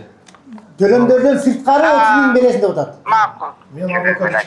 Жок, актап атпайсызбы? Эртең мененче барып калабыз. Мунабыз Ооба. колуна кызыл китап алынгандан кийин тек паспорт берилет. Эми азыр боюнча муну ошо тергөө органдары аныкташ керек да. Биз кандай баа беребиз? Негизи мамлекеттер органдар, мисалы сиздер болсо эми укугуңуздар боюнча айыл өкмөттүн башчысын түздөн-түз дайындаган укугуңуздар бар, туурабы? Ошого сиздер дагы коррупцияны бир жолу болсо профилактикалык түшүндүрүү иштерин жүргүзгөнгө дагы сиздер милдеттүүсүздөр, туурабы? Ошол боюнча кандай иштер болуп атат коррупция боюнча? Эми бул боюнча мен азыр угуп атам биринчиден. Айыл өкмөттүн жообун угуп атасыңар. Бүгүнкү күндө чара көрө турган киши жумуштан кетти деп атат. Мен ойлойм да, ошол тиешелүү атайын чаралар көрүлөрүнүн астында. 2 ай мурда кетип атат да. Өзүнүн жазган арызынын себебин элеби же бул статья менен кеттиби? Өзүнүн жазган арызын 65-ке чыкты. Ошонун негизинде иштен бошоттук. Жана неме мен мынага түшүнбөй атам да Руслан, сен өзүң грамотный адамсың, мынага түшүнбөй атам да, неме сен кайра мен тараптык болушуң керек көчөдө калганда. Жок, анан мен ушуга неме карасам, байларга зачем бул акчанын кереги бар, талант неме да мына карасаң, ушул туура эмеспи мынау? Мынаны кара, мына жерде башкалар турат, неме туура эмес да булчу, туура эмес. Мындай да, туура эле. Сиз өзүңүздүн, мен ошондо да айткам сизге, Талант ака, сиз болгонун мынаны да түшүнүңүз атам. Сиз өзүңүздүн биринчи баягы алып аткан маалдагы фамилияларды айтып атасыз. Талант ака. Тууру, себеби сиздин жаныңызда кимдер чек алганын мен билбейм да. Сиз айтып атасыз. Мына 20 адам чек алган деп атасыз. Бүгүн мунапста башка 20 адам кирип кетти деп атасыз да. Сиз ушуну тууру деп атасыз. Мен айтып атам, Талант ака, тууру. Мен сизге кошуп атам. Бирок мен аткаруу бийлигиндеги иштеген мамлекеттин мындай жооптуу адаммын. Мен жооп берем да, ар бир кыймыл аракетиме жооп берем. Мага ошол жерде жашап аткан адамдардын аныктамасы, ошол жерде жашап аткан адамдардын официалдуу ошол жердин ээси экендиги, ошол жерде жашап, салыгын төгүп, кифт арзалары менен келген жаранды коңушулар бири-бирине түшүнүп тил кат берип, ушул жерде жашагандыгы анык деген аныктаманы алгандан кийин Ошолар бердиби? Анан берип атпайбы? Анан биз ошолордун арызын анан комиссияга сунуштайбыз. Талант ака, мен сизге буну 3 жолу айтканмын. Талант ака, туура. Жок, 3 жолу айткан эмес, муналар башка болуп калган деп. Азыр бир таттоочу маалыматты. Госрегистрден сиздерде деген бардык маалыматтар бар туурабы? Ал жакта тизмеде адамдар кимдин атында бар экен, сиздерде маалымат бар туурабы? Эгерде мыйзамга каршы келбесе, адамдардын жеке маалыматтары тууралуу, коргоо тууралуу мамлекеттик мыйзам бар. Эгер ошого каршы келбесе айтып бериңиздерчи, могул чынбы? Саламатсыздарбы? Кадастр орунбасары Аскер.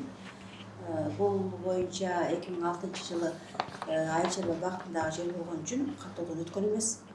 Анан кимдер алып негизинде сатты, андан биздин кабарыбыз жок. Каттоодон өткөн эмес, мына биринчи списоктарчы. Анан кийин ошол булар сатты деп атасыздар, азыр сиздердин айтууңуздар боюнча.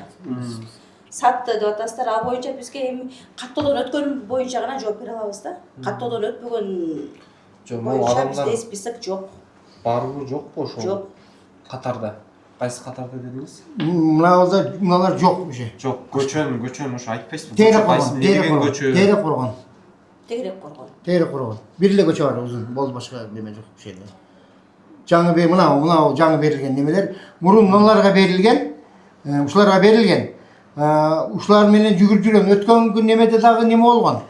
Мынау комиссияда уже мынау немеде, уже мына башка фамилиялар болуп калды. Булар ал жерде иштеген эмеспи, очередте арызы барбы жокпу азыр немеден текшеребиз.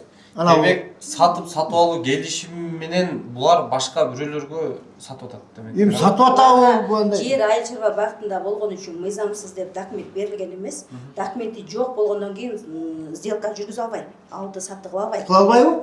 Анан булар ошол кыргызча эле эмне өзгөрүп кетти да? Бири-бирине мындай эле саткан без документ элечи. Кыргызча. Эми айтып атпайбы? Эми анан айыл чарба багытындагы жер мурун адамдар ушундай без документ эле сатышкан да. Не дейсиз? Айыл чарба багытындагы жер 291 мунапс менен госакталынабы? Мунапска киреби? 21-жылга чейинки курулуштар болсо, мунапска кирет. Ал жерде фундамент курулган болсо, үй болсо, турак жай болсо, сиз кайсы жылы курдуңуз? Ошону өзүңүз айтыңызчы. Биз 21 курганбыз. Эми карап туруңуз. Мына үй турат да, мына үй. Мына үй 1 ай болду курулганына. Ошол мен жок беле ал жерде. Жок, эч беле жок болчу. Эч нерсе жок беле. Анан. Мына не менин фамилиясы ким эле? Менден кийин курган фундаментти. Үйдү Матаевдин баласы. Ал салды үйдү. Ал үйдү салып алды ужечи. Ана мына бош туруп фундаменти жок жерлер эмне болот?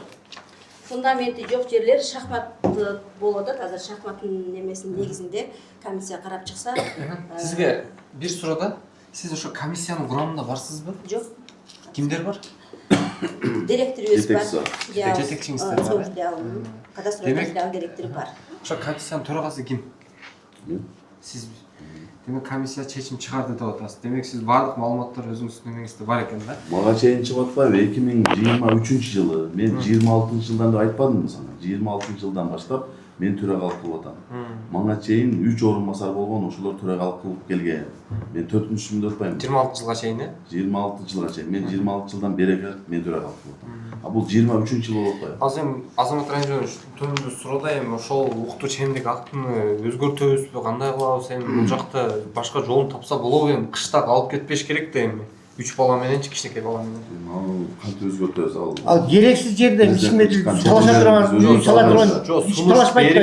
Сиздердин андайлыктарыңыз бар, негизи чек бар. Дагы бир айтып коеюн, дагы бир маселе. Ишме кереги жок. Азыр ошогон маселелер көп болуп атат да, жанагы убагында арыз менен арыз дагы 25-жылдын 1-июлуна чейинки арыз жазып калгандарды гана карап атабыз бүгүнкү күндө дагы.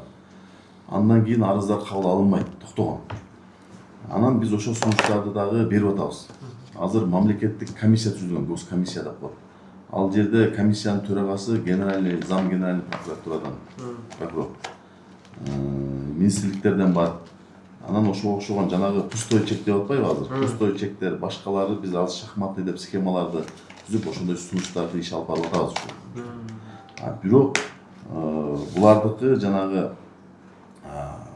ага дагы туура келбей атпайбы? Шахматныйга да кирбейт, мал чарба багытында деп атасызбы? Ошондой деп жүрөт. Ону арыз жазганда мен ант жазган эмесмин да мал чарба деп. Неме деп жазгам? Комиссия барып көргөн экен да, көргөндө ошондой багытта экен деп, аны турак жай үчүн эмес, мал чарбасы үчүн салынган курулуш деп бериптир да. Ошо 23 турат мен 23 деп турат го. Ошентип отказ берген экен. 3 комнат үйгө фундамент куюлуп турат да, сарайга эмес. Сарайда кичинекей болот. Эми комиссия ошондо барган экен. Барган эмес да ошо. Жеринен барып көрбөйдүбү эгер Ошон үчүн ал Биздин арызыбыздын бар экени ошондо аныкталды го, көрдүңүздөрбү? Ошол арыздарды атайын 2025 президент кайта ошол өтпөй калгандарды бирсе карап алат. Руслан, негизинде губернатор келгенде суроо бергем да. Мен барып көрсөтүп берем ордунан бар Ошондо деп. тапшырма берди. Ошондо сага айтты го, тапшырма берди. Мынаны кошкула комиссияга деп айтты го жерде. Ошонусун коштук го. Кошкула, мына губернатор өзү айтты. Мынаны кошкула деди. Мен дедим бара турган дагы бир нерсе көрсүнчү. Балдарыма неме ала албайтам, паспорт. Анан жакшы поштага турдум эле, поштага. Мен немем да жок, учетум. Поштада. Буяны кандай муктажмы, муктаж эмесминби? жок, муктаж Руслан, экенибизде поштада балдарыма о баш аяктан алып берип атам паспорт Эми ошол жер, мен турган жер керексиз жер, ичиме керексиз жер. Жар, пар. Мен жашай берем дедим, кайыл болдум ошол жергечи. Мейли деп. Бирок азыр барсак, тери коронго барсак, жер табам мен. Табам жер. Бирок мен эртең мындай кылам эми. Мына видеого айтып коеюн, кыргыз элин уксун. Эртең ошол жерден басып алам. Мына айтып администрацияга айтып атам. Ошол жерден басып алам мен. Булар басып алган да. Буларчы басып алган. Мен басып алган эмесмин. Эртең басып алам. Ошентип үй салам. Башка жок. Шашылыш кереги жок. Мына атайын мамлекеттик бийликтин, мына өкүлдөрү, жергиликтүү бийликтин адамдары, мына саясий кызматта отурган агаларыбыз отурат, Саясий кызмат сиздики дагы айыл өкмөт башчысы, сиздики дагы сиздерден сураныч иретинде да эми өзүңүздөр баш көз болуп, мыйзам чегинде карап, эми бир участокпо бир эми эгерде толук түрдө категорически эми кирбесе, эгерде ушул жагын карап берсеңиздер жакшы болот эле. Башка жактанчы. Сураныч да. Биз айтып атпайбызбы, азыр айыл өкмөт айтып кетти дагы бир жолу. Жер маселеси өтө оор проблема. Сиз губернаторго барганда чечип бер деп атасыз. Мыйзам чегинде чечип бер дейт. Ар бир нерсени, мыйзамга туура келбеген нерсени эч ким заставить этпейт да. Мынаны чечкиле мынаны болот. Эртең комиссия аны мыйзамсыз кайтарып атат. Эгер биз комиссия барып туруп эртең мыйзамды чечип берип коелу, сизге жардам берели деп. Эртең комиссияда барды камалып кеткиси келбейт да, туурабы? Туура келбесе. Жок, Сиздер мыйзамсыз жерде мыйзамдаштырып атпайсыздарбы? Кайсы мыйзам? Бишкекте немени берчи ана Бишкектен келген. Мынау жер, мына боюнча. Бул мыйзамсыз жер. Эми ошол мыйзамга туура келген үчүн мыйзамдаштырды. Биз дагы бир жолу айттым. Бизге чейин мыйзамдаштырылган экен бардыгы. Немени бергесең жана кагаз Бишкектен келген кагаз ол жер кандай барытындагы жер экен. Сенде болуш керек. Азыр ушул ошол оор проблемаларды госкомиссияга сунуштап атабыз. Алардын чечимин күтүп атабыз. Алар кандай чечим чыгарат? Сизге тиешеби? Эгерде алар мыйзамдаштырып бергиле деген чечимдер чыккан болсо, мыйзамдаштырып берип атабыз. Жок, бул мыйзамга такыр туура келбей турган деген жерлер отказ болуп атат. Ошо тери колон Ошон үчүн мамлекеттик комиссия. Түшүндүңүз да. Бишкектен. Мамлекеттик комиссиянын төрагасы башкы көзөмөл органынын орун басар экен. Түшүндүңүз да. Ошол жактан. Анан биз азыркы немелер боюнча бир сире комиссия толук барышыбыз керек да. Ошондо жакшы болот. Азыр биздин немебиз боюнчачы, азыр мына Сулайманов мыйзамсыз эле жерди алып, ошол жерди эме мунапс жол менен легалдаштырып атпайбы? А биз болсо калып кетип атабыз да. Анан биздин немебиз боюнча биздин анан бул айыл өкмөттө иштегендиги үчүн, сиздер менен тааныш болгон үчүн бунун мыйзамсыз жерин легалдаштырып берип атасыздар дагы. Ошол эле Сулайманов менен Матаев, Алибай ушул эле адамдар бизге жер көргөзүп берсе, биз ошолорго ишенип алганбыз да. Түшүндүк, эже, түшүндүк. А бул жерди бүгүнкү күндө сиздер бузулат деп атасыздар да. Эми мыйзам чегинде каралып көрөлүк. Анан силерге ошол жерде жанагы кайсы адис көрсөтүп, эгер ошо мыйзамсыз болсо, ошонун жоопкерчилиги тартылат. Сиздер ошону Мен буга чейин сиздерге ошол жерди ким бергенин айтканмын да, маалыматыңыздар бар да, сүйлөшүп кетпедик беле. Ооба. Ошон үчүн айтып атпайбызбы?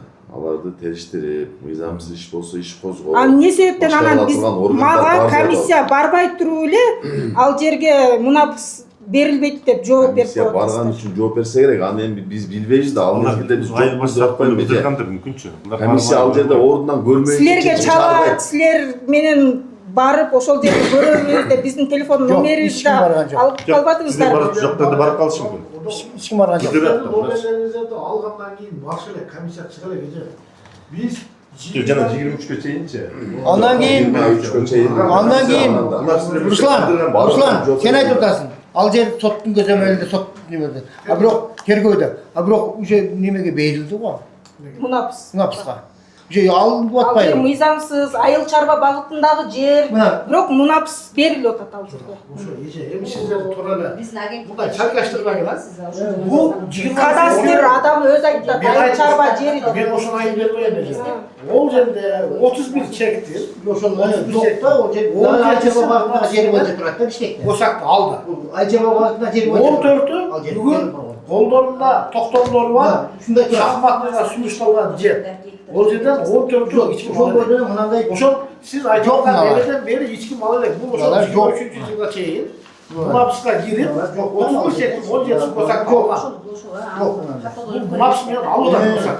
Анан бүгүнкү күндө ал жердин жаңы курулушун кантип аныктадыңыз деп суроо бергенде сиз айтып атасыз, жанындагы кошунасынан аныктадым деп атасыз. Ал жерде кошуналар жок да. Жанындагы кошунасы дагы айыл өкмөттөн сатып алган адам да, мыйзамсыз алган, документи жок. Анан мисалы сиз экөөбүз ошол жерде кошунабыз да. Анан бизге госакты керек да, сизге да керек, мага да керек. Ооба, ошол жылдан бери ушул жерде жашайт деп коёдум да. Ошол нерсе менен сиздер мунапска киргизип атасыздар да. А мисалы сиз ошол жерде жашап туруп мага мени дей албайсыз да. Бул жаңы курулуш дей албайсыз, себеби сиз ошол жерде жашайсыз. Түшүнбү? Жок эже. Жолдо кандай көрсөтүлгөн болсо биз ошондо иш алып барабыз. Биз ол сиз айтып аткандай баягы мындан келди комиссияга деле ишенбеш керек экен да. Жерин анда отуруп сен мени сатпа, мен сени сатпа дегендей сөздү биз айта албайбыз. Биздин колубузга жолдо эмне талап кылынган болсо ошону алабыз. Ошо сиз айтып атпайсызбы, жанындагы сосединен сурап атам деп. А жанындагы соседи да мыйзамсыз жерди алып атпайбы? Мыйзамсыз экенин. Анан кийин биз сиз экөөбүзгө тең госакты керек да. Ооба деп бири-бирибизге эски курулуш деп бөө болуп коет экенбиз. Руслан, эми мындай кылабыз. Мынау жаңы немедеги берилип атпайбы? Айыл өкмөттө немелери барбы? Арыздары, мына жаңы адамдардын арызы, очередтери немеде бар да, айыл өкмөттө. Мына жаңылардыкы. Tergov götürüp verdik. Jurnalın kopyaсын 2003 yıldan başlap 26 yılga çekenki arız yazgan 177 toxtomdun negizinde arızın жазып мага турак жайга муктажмын мени каттоо алып койгула деген арыздарын ушул сиз айтып аткандай тергөөчү бизден сурады. Ошол жерде чек алган жарандардын арызын бизге журналды копиялап бергиле деди. Biz kopyalap göçmölөр berdik. Анан мына башкалар кандай болуп калган? Башкалар неге бердиң деп атам? Анан биринчи бул жерде Aka, siz o 2008 yılдағы не берді деп менен Жок, мына азыркы жаңылар. Башка фамилия турат го, мына Сулаймановдун ордунда башка турат. Курманкуловдун ордунда башка турат. Булар кандай? Мына Курманкулов, Сулайманов, Келдибеков, Кожогелдиев, булар кана? Ошондо болсо керек да. Жок, мынада жок го, мына амисияда. Бул кандай болот эми бул? Кандай? Амисияда жок болсо, значит олар ал эле. Мынакей турат, ала албайт. Жок, башка фамилия турат бул. Башка фамилия турбайбы? Башкалар. Фамилия турган болсо ошолор текшерүү учурунда ордунда катталган жарандар. Жок, эми ошону тештирбесе муктаж. Алар сатып берсе болобу? Сиздин арзыңыз. Жок, эми мына када сизге немеде? Жок, ошону дейм. Сатканга болобу мыйзамга документи жок. Бул жерде немеде токтомдо чыккан эмес. Мисалы баарына неме деп коет документ алганга. Ондай да берген эмес да берди. Токтомдор бар экен колунда. Биз ким чыгарып берген экен токтомду? Эсимде жок кайсы бир. Антекиш бул мындай болушу мүмкүн да. Токтомдору жок болсо эч ким сата албайт. Мыйзамдуубу, мыйзамсызбы колунда бир кагазы токтому болгон деп ойлойм мен өзүм. Көргөн. Ошон үчүн булар бири-бирине саткандагы, мисалы токтом менин атыма чыккан, мен сизге саткандагы сиз мунапуска киргизип туруп анан документ алып атасыз. Мен түшүнүрүм. Эми карап турам. Мына бул айыл өкмөттө иштегендердин баары алып туруп бул жерде. Мына айыл өкмөт турат өзү мына эми баа берилет деп атам, баа. Кандай баа бересиз? Сиз акимдин орун басары, сиз айыл өкмөт булар алып туруп, эми мына сатып берди да муктаж эмес да буларчы. Мен ошон эл эмне болот эми ушу жерди ким чечет менин кайгымы? Мен проблемам, кайгымы ким чечет мына? Болуптур мына. Бул жагында бөлөк, бул жагында бөлөк. Не кылыш керек мына? Ким чечет муну? Булар алып дагы эле байый берсин, Кудайдын жерин, өкмөттүн жерин сатып. Биз ошон карапайым эл ыйлап жүрө беребиз. Мына иш мына неме жок да мына урматтуу кыргыз эли мына көрүп койгула да. Булар байлар алган, айыл өкмөттө иштегендер, айыл өкмөттүн балдары алган. Мына кыз менен документти кылып атышат башка адамдарга. Өткөн сатып беришкен жерин мен аны айта албайм, бирок ошондой эле болуп атат да. Мына. Чечкенге адам жок муну. Ким чечет? Ким чече турган орган барбы, жокпу Кыргызстанда? Азыр прокуратурага барсам, мага кат жүзүндө жооп берип коет, болду. Менин жерим болсо, эч кимге кереги жок жер. Мынандай болуп башталды мына колдор. Эч кимге кереги жок жер. Алчы, мен жашап аткан жер азыр, жашап аткан жерим эч кимге кереги жок. Эшекти айдап барып койсоң, эшек бул жерде турбайт. Качат. Эшек. Ошол жерди бербейт, тамса жатып койот. Эми сугат жер эмес, таш жер эмес, биягы жар болуп кеткен. Таландака, мындай кылайынчы. Эми айналайын Таландака, сураңыз. Мен көргөн Таландака эмес, бул башка Таландака. Биз азыр ушундай да эми кичине Кудайдан да коркойлу. Камераны көргөндө башка сүйлөп, бергенде башка. Сураныш да мындай. Азыр журналист сурап берди. Бир чечүүнүн жолу барбы деп. Мен ошол сиздерге чек берген ким эле? Нурман Атаканы чакырайын. Анан Алибай дегени чакырайын дагы бир кабинетте сүйлөшүп көрбөйбү? Ушуга көнөсүздөрбү? Көнөм. Анан көрөлү анан ошондо турабы? Чечүүнүн бир дагы жакшы жолу ушул. Мына. Тынчтык, жакшы чечүүнүн дагы бир жолу ушул. Сүйлөшкүлөчү ошону менен. Турабы? Бүгүн азыр сиз айынан туугандар. Бизди ошол менен беттештирген адам таппай атабыз. Жок, мен беттештирейин деп атпайм, сиздерди беттештирейин. Себеби бир көрөлүчү, бир эч ким жок. Мына төртөөбүз эле. Зам акимди деле кошпойлу. Эми балким араңарда жакшы жаман мындай сөздөр болгон жок. Мен болор эмес, алар менен эч ким менен болгон эмес. Биз сизге барып аттык го, жер сурапчы. Ошондой эле барып атканбыз аларга делечи. Алар деле бизди мындай сизге окшоп аябай эме кылып деле кетирген жок. Макул чечип беребиз, жериңер чечип беребиз. Озейк анан кийин бизди эмне деп алдашат булар? Курманкулов, ошол эме ким эле атын унутуп атам. Айыл өкмөт болуп турган маалда арабтар бекер үй салып атат. калпак жака. Силер ошол үйдө жашайсыңар. Бир үй салынат, биз ал үйдү көрүлекпиз, бирок эки семья жашайт, экөөнүн эшиги эки башка, бирок 8 сотиктен берилет деп ошенткен. А биз ошого ишенгенбиз да, ооз-эки ишенин эме айткан сөздөрүнөчү. Анан келип туруп, эме буну берип туруп да биз дагы алданып калып да, бул жерде биз буйотабыз да. Ал жерге мисалы биз курулуш курдук, ошолордун жообу менен, уруксаты мененчи. Анан дагы бир неме, мен бар жолуна башынан айтып баштайын эми, дагы башынан айтып баштайын. Ушундай арызданып келгенбиз. Анда зам аким башка адам эле. Ушул кабинетте отурганбыз, ошондо дагычы. Ушу канча жылы Жалал экен. ушул кабинетте отуруп, Жалал деген. Алиев беле? ушул немеде отуруп анан укту. Ушунчалык жакшы адам экен. Ушинтип мен дедим иштегем жок дедим. Ушундай десем, немеге чалды. Айыл өкмөттөгүлөргөчү. Айыл өкмөттөгүлөр чалып, силер деди, мына карабайсыңарбы элиңерди деди. Элиңерди карабай эмне кылып атасыңар деди силер. Мына бешалар ушундай жүгүрүп жүрөт экен, силерге мындай барат экен деди баягы киши. Барып туруп арызыңы ал деди прокуратурадан. Ал немелерди аласыңбы деди. Мен алам дедим. Ба немелерди үзүчүнүн кереги жок деди ба неме. Барганда ошол жерди көрсөтүп берген мына ачык. Бар нерсенин башы ушундан башталган мына. Биз эми ошо мамлекеттин адамды Мамлекеттин адамдары көрсөтүп берген ал жердичи. Мен басып алган эмесмин.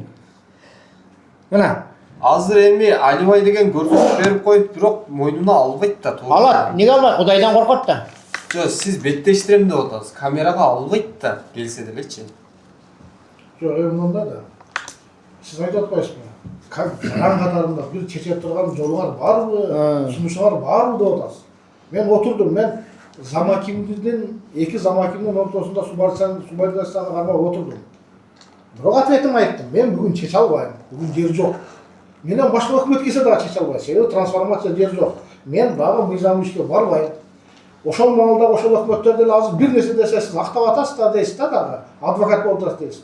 Ошол маалда өкмөттөр дагы маселе оң жагына чечилет деп жарандардын маселесин чечип көрсөткөн. Мен аны каяктан билейм. А бирок бүгүн мыйзам иштеген маалда ол жер мыйзамсыз. Ачыгынан айтып атам мен, эжелерге мыйзамсыз. Азыр токтоп туруңуз, мен жооп берип коеюн.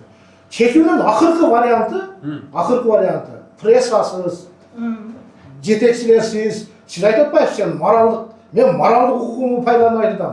Көнөсүңөр ушуга мен экөө менен беттешпейм дагы. Сүйлөшүп көрөйлү.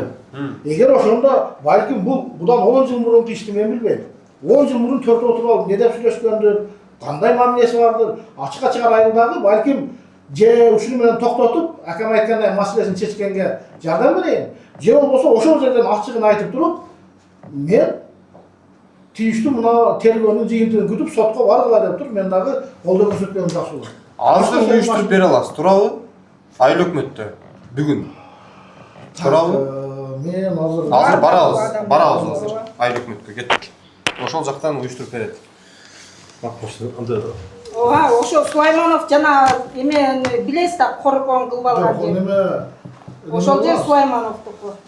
Биз өзүбүз полицейлик Жок, биз буга чейин неме кылып келдик да. Мен азыр Жок. Азыр барабыз. Сиз өзүңүз айтып атпайсызбы? Уюштуруп берем деп. Жүрүңүз. мен силерди катыштырбай деп уюштурам. Булар бир айыл, бир элдин жанындагы. Мен сөзсүздө катышканда маалыматка жеткенге угузбай. Жок, мен айтып атпайм. Мен айыл өкмөттүн башчы катарында уюштурсам, көтөрмөйм. Сиз далбашыңыз. Эмнеге? Мен ачыгын айтып коеюн. Неге?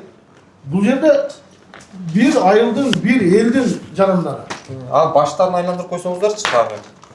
Ондо сиз барыңызда ошолорду тактай турганын тактап алыңыз. Жүрүңүз анда. Жок, мен сизсиз уюштурам деп атам.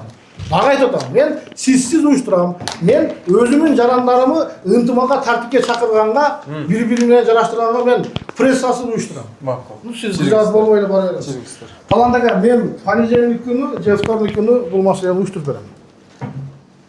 Эгерде ошондо дагы жыйынтык чыкпаса, мына журналистти дагы экөөнү жетелеп кел деп дагы алып келе бериңиз. Мен айтып атам го, менин максатым айыл өкмөттөгү маселени мындай. Мен эми ошондо ошибка, мен экөөнү ошону бир беттештирип коеюн деп атам да сиздерди. Бир беттештирейинчи, бир көрөйлү компромисске. Буга чейин сиз кирип атканбыз да. Жок, сиз кирип аткансыз, эми кирип атканда пара талап кылуу туура эмес да, негизи эми кызмат абалынан пайдаланып. Онда сиз мага үйрөтпөңүз. Онда сиз менин моралыма асылбаңыз. Сиз асылбаңыз менин моралыма. Этикасы барбы? Мындай Сиздики этика эмес. мындай кылалы. ошондой кылып биз өзүбүзчө чечкенге аракет кылайын. Макул десең. Биз дагы алданып калбайбызбы?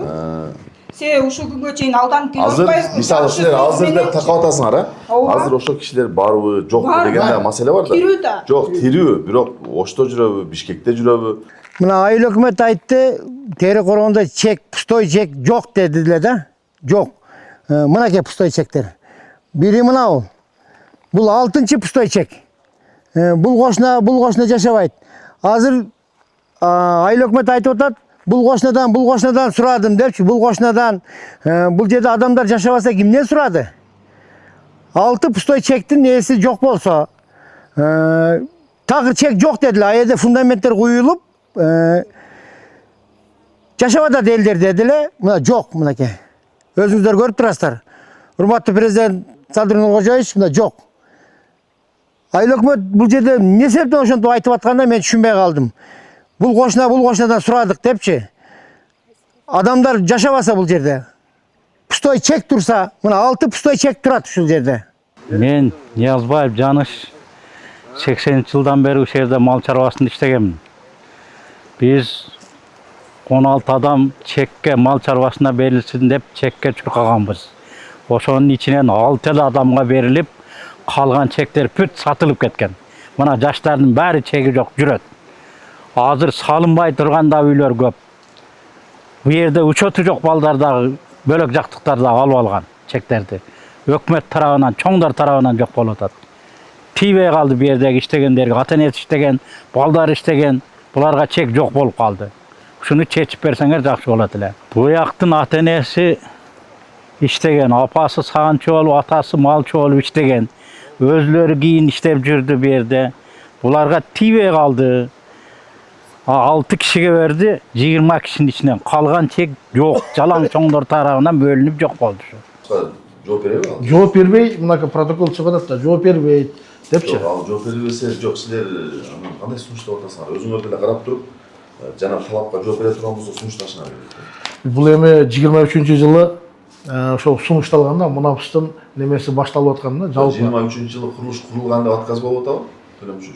Ооба, 23-жылы бул эгерде 23-жылы курулуш болсо, ага сиздер 109 менен аны буздурушка туру керек. буруш керек. 109 чыккан. Андан силер аны мунапыска өзүңөр эле сунуштап алышыңар керек болчу андай болсо. Жок, биз эми баягы ротация болуп баргандан кийин биздеги сунушталган дагы бир каратышка туура келди да. Андай болбойт да, 291-де так дана жазылып көрүп турат.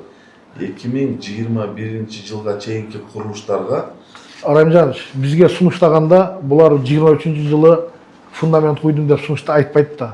Биз бар айыл башчылары менен бар куюлган фундаменттерди тактап, анан жөнөткөнбүз. Бул жакачы. Сиз 2023-жылы курулушту өтпөйсүзбү?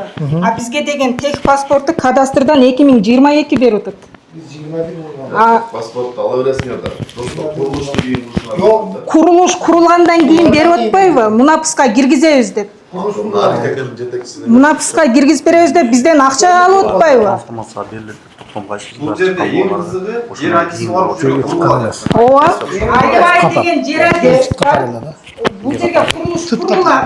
Мунапыс менен кызыл деп беребиз деп айтып бизден акча дагы алып атышпайбы булар? Булар биринчиден Анан жер бөлүшүндө бизге жетпей калган эмес. Курулуш кем кантип аныктадыңыз? Урматтуу президентибиз Садыр Нуркожоевич, сизге кайрылып жатканын себеби бул Тере Коргон айылында турабыз азыр.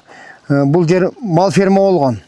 Ата-энем 74-жылы келген ушул жерге. Ушул жерге келип, ушул жерде иштеп, өмүр бою ушул жерден иштедик. Бул жерде союз таркагандан кийин чек 2006-жылы арыз жазганбыз. 16 адам жазганбыз, жалаң малчылар. Малчынын балдары, малчылар айыл өкмөткө кайрылганбыз 16 адам. 16 адамдын ичинде мен дагы бар элем. Арыз жазып кайрылсак, бул жерди мурун жайында мал байланчу ысыкта. Мына катар. Жайлоого кеткенде бул жер алынып, кайра жүгөрү айдалчу бул жерге. Бул жерде чекти берип айыл өкмөт. Айыл өкмөттө иштегендер, жалаң айыл өкмөттө иштегендер. Бул жерде бир 5-6 сүйлөй турган адамдарга берген, 5-6 адамга. Калганын айыл өкмөттөгүлөр бөлүп алган. Анан айыл өкмөттө мына бул жерде 20 адам көрсөтүлүп атат. Сиз комиссия чыгаргандан кийин 31 чек болуп кетип атат. Ал чектер каяктан чыккан, кандай берилгенин эч ким билбейт анычы. Сиз комиссия мурунку жемкорлордун, жегичтердин жаба турган схемасы болуп калды да булчу. Алардын көчүгүн жаап кетти бул комиссиячы. Жаап атат да, алар бир нерсе десең комиссияга жатат деп айтып атышат. Мына мен аркамда турган жерлер бүт айыл өкмөттө мынакей көрүңүздөр. Мына жерди эки айыл өкмөттүн башчыларынын балдарына тосуп алган, өздөрү тосуп алган мына тосулуп турат. Муктаж эмес мына ал жер. Такыр муктаждык жок алардачы.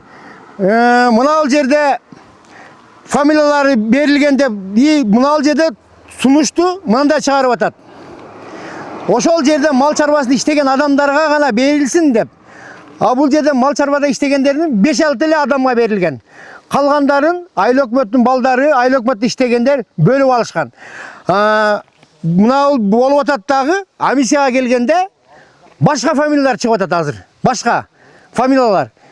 Себеп дегенде буну сатып бергенби, же кандай кылган ал жагын биле албай атабыз мына.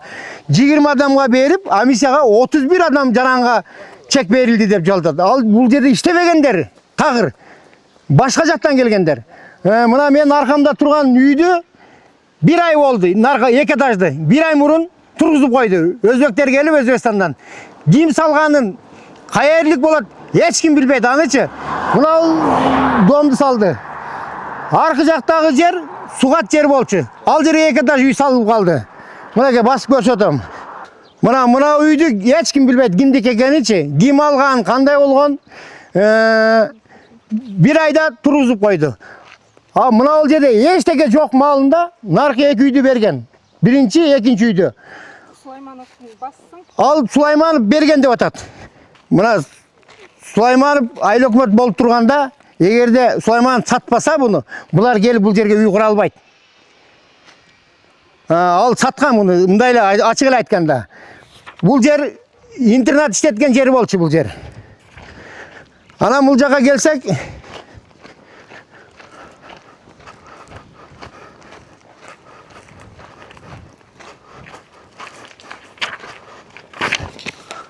Мынау жер Курманкулов. Наркы ушиники Сулаймановдун бар. мына ол Курманкулов деген айыл өкмөт болгон. Курманкулов деген. Ошонуку деп атат мына жер, ошонуку. Мына жер. Мына пустой. Нарк тосулуп турган жер Сулаймановдук. Сулайманов айтып атат, биз Курманкулов экөөбүз биргеликте тосконбуз деп атат ал жердичи. Анда эгерде тосуңуз, мына бул жер кимдики анда? Бул жерде эс жок болду азыр мына. Турат. Бул жерде сатылган. Мына үй да сатылган, бул жерде сатылган. Бул жердичи ким сатканын билбейбиз, бирок сатылган. Мына Сулайман тосуп алган жер. Жок, бул жерде бул үйдү ким салып атат? Бул дагы белгисиз, мына үйчү. Бул жерди дагы ким алган, ким саткан, кандай болгон, буну деле эч ким билбейт. Мына ошол Сулайманов тосуп алган. Сулайманов муктаждыгы жок баласыначы. Баласын такыр муктаждыгы жок. Бизге окшоп үй жайы жок эмес, бар жок бар. Мына катардан бир 5-6 эле адам иштеген бул жерде мал чарбасындачы. Калган адамдар бул жерде тиешеси да жок. Иштеген дагы эмес, тааныбайбыз дагы. Мынакей. Бул жерди ошол Сулайманов деген, Нурмамат деген тосуп алган. Мынакей. Мына ушунча жерди. Мына да 2 адамга тиешелүү жер да? Жок. Азыр документте ошол Курманкулов экөөбүзбү деп Сулайманов өзүнүн көргөзмөсүндө ошентип айтат да. Курманкуловдуку бул тозулган забордун сыртындагысы. Анан эме бул мунапыс чыкпадыбы? Бул жерде 2022-жылдары бул курулуштар жок болчу. Мунапыс чыккан Мына жок болчу. жаңы курулушта булар жаңы курулуп, мына мырзакеликтер эмес, буну эч ким тааныбайт дагы. Көбүн тааныбайт бедегилердичи. Бул жерде иштеген дагы эмес, Мырзакелде жашабагандар бар Мырзакеде. Алга сапкозу болчу илгери. Азыр Мырзаке айыл өкмөтү болуп калган. Эми ушул урматтуу президент, сизге эле кайрылып атабыз. Башка дагы неме вариант жок. Азырчы өздөрүнүн жанакы берген маалыматы боюнча кагаз менен эме кылсакчы, мынал жер пустой жер турат да. А Сулаймановдун жери 17-16 деп өзү эме көрсөтмө берген, 16 катар деп. А бул жерде бүгүнкү күндө Муратова Альмира деп турат. Амисияга келгенде мына Сулайманов, Курманкуловдор жок уже. Жерди ушулар алган. А Амисияга берилип атканда уже башка адамдар берилип калды мына. Ал закондо барбы жокпу? Ал кандай болот? Муктаж эмес аларчы. Уже башкага сатып бергенби же кандай кылган? Аны далилдегенге коргоо органдары өздөрү ошол жооп берсин да. Жок, мунапыс менен кылып атат булар. Бул жерлерди мурун саткан, бул жерлердичи. Ана эки үйдүгү мурун саткандагы эми мунапыс менен булар аркасын жаап атышат. Мунапыс менен буларга президенттин мунапысы аябай жакты да, себеби дегенде аркасын бүт жаап атат. Саткан жерлерин, берген жерлерин жаап атат мына мунапыс менен.